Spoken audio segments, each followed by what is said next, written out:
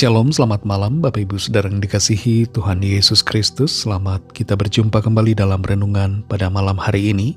Kiranya saudara semua ada dalam keadaan yang baik, sehat, penuh sukacita, kuat dalam iman dan berlimpah dengan berkat Tuhan.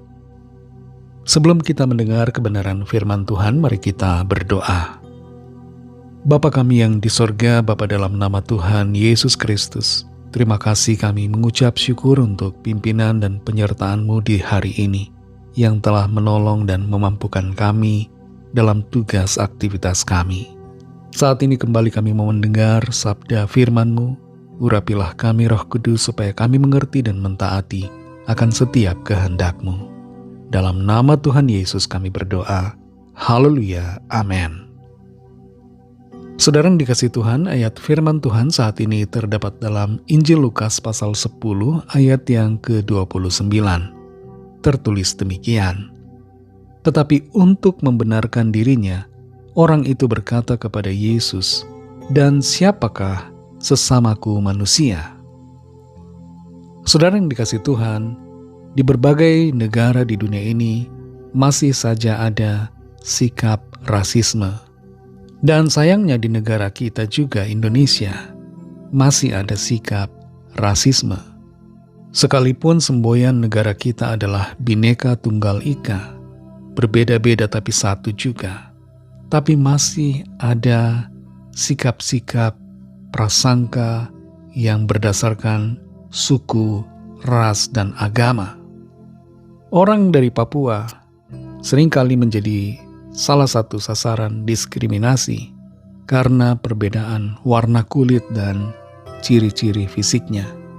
Selain itu masih ada juga sikap yang merendahkan suku dan juga merendahkan seseorang berdasarkan identitas agamanya.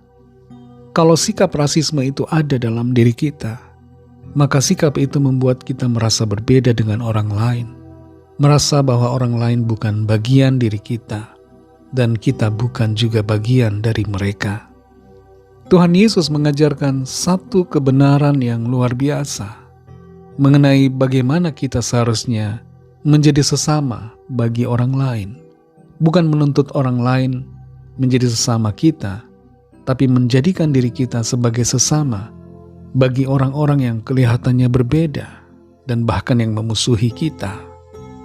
Dalam Lukas 10 ayat 29 ini tertulis, "Tetapi untuk membenarkan dirinya, orang itu berkata kepada Yesus, 'Dan siapakah sesamaku manusia?'" Seorang ahli Taurat bertanya kepada Tuhan Yesus, apa yang harus dilakukan untuk memperoleh hidup kekal. Dan Tuhan Yesus berbicara tentang kasih, yaitu kasih kepada Tuhan dan kasih kepada sesama. Menanggapi jawaban Tuhan Yesus, ahli Taurat ini bertanya, "Siapakah sesamaku manusia?" Dan Tuhan Yesus kemudian menjawab dengan cara yang luar biasa, yang tidak terpikirkan oleh orang-orang saat itu. Tuhan Yesus memberikan sebuah perumpamaan tentang seorang Yahudi yang dirampok oleh para penyamun dan terkapar dalam keadaan yang parah, kondisi setengah mati di jalanan. Lalu ada imam melewati jalan itu tapi dia melewatinya. Kemudian orang Lewi lewat tempat itu tapi juga melewatinya, tidak menolong. Lalu datang seorang Samaria, dan orang Samaria ini yang dianggap sebagai musuh oleh orang Yahudi justru memberikan pertolongan kepada orang Yahudi itu. Lalu Tuhan Yesus bertanya kepada ahli Taurat ini, siapa yang menjadi sesama bagi orang yang telah dirampok itu? Ahli Taurat itu mengatakan, orang yang telah memberikan pertolongan kepadanya, yaitu orang Samaria. Kalau kita perhatikan, pertanyaan ahli Taurat ini adalah siapakah sesamaku manusia? Tapi pertanyaan ini dibalik oleh Tuhan Yesus. Siapakah yang menjadi sesama manusia? Pertanyaan orang Farisi ini berfokus pada dirinya sendiri. Siapakah yang menjadi sesamaku? Sebaliknya pertanyaan Tuhan Yesus berfokus kepada orang lain. Dia tanyakan siapakah yang menjadi sesama. Jadi intinya di sini saudara bahwa seharusnya kita tidak menuntut orang lain untuk menjadi sesama kita, tapi kita menjadikan diri kita sebagai sesama orang lain. Jangan sampai kita melihat, oh, orang itu berbeda dengan saya, dia bukan sesama saya. Tapi fokus kita adalah diri saya harus menjadi sesama mereka, sekalipun mereka kelihatannya berbeda. Kasih tidak mengenal perbedaan. Kasih tidak memandang rupa. Kasih mengatasi semua hambatan yang ada. Mari mulai mengasihi dari keluarga kita masing-masing, dan kemudian di lingkungan kita, di tempat di mana kita ada, bekerja, studi, dalam lingkungan pergaulan, di tempat pelayanan, dan di lingkungan di mana kita tinggal. Jadikanlah diri kita sebagai sesama bagi orang-orang di sekitar kita. Mari kita berdoa.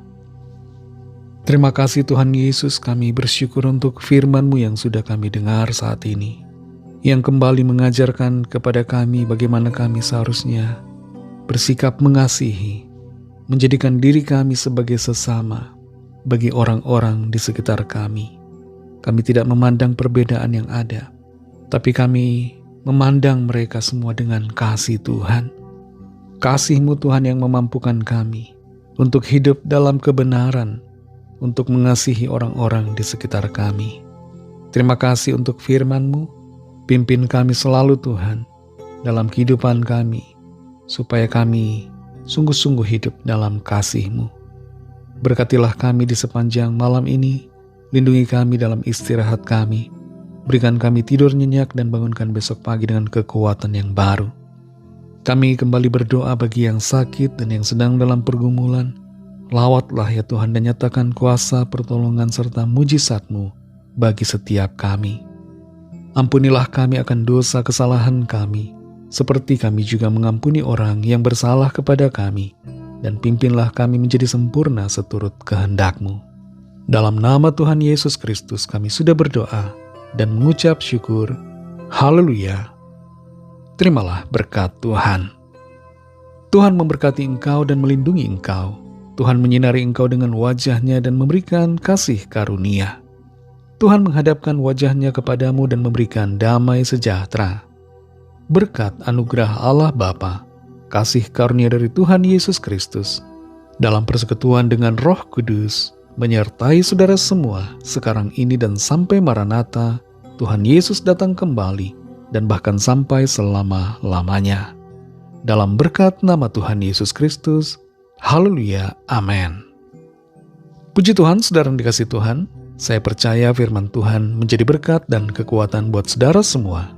Dan Roh Kudus akan menolong saudara untuk lebih lagi memahami kebenaran firman Tuhan dan hidup dalam kemenangan. Tuhan Yesus memberkati saudara semua. Selamat beristirahat dan sampai jumpa dalam renungan yang berikutnya. Haleluya.